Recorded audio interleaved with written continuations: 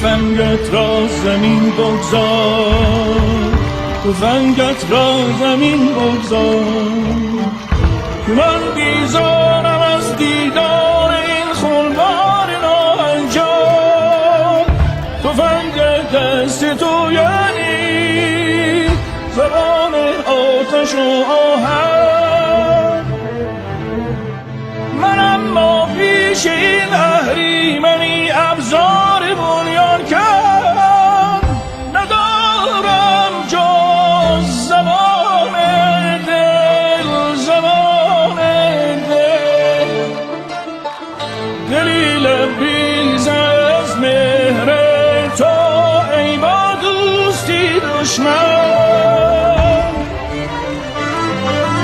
با دوستی دشمن.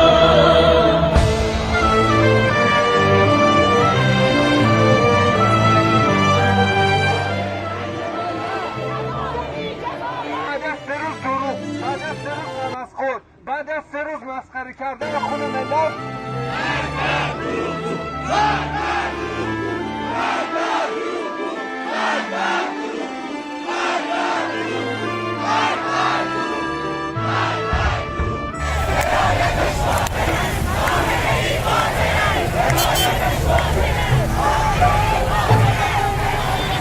زبان آتش و آهن، زبان خشم و خونریزیست، زبان قهر چنگیزیست، زبان خشم و خونریزیست، زبان قهر چنگیزیست.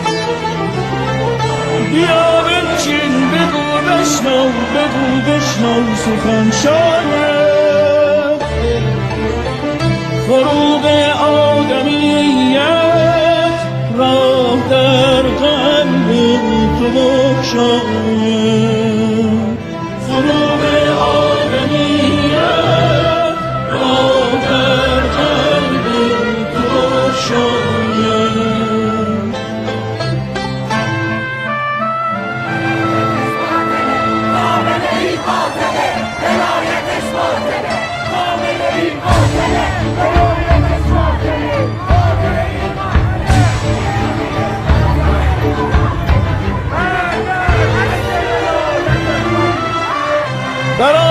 برادر ای برادر، گر که میخوانی مرا بنشین برادر،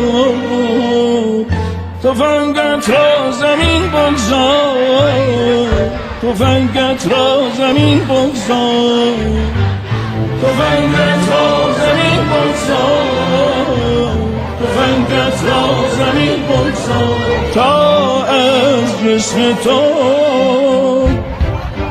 این دیو انسان کاش برون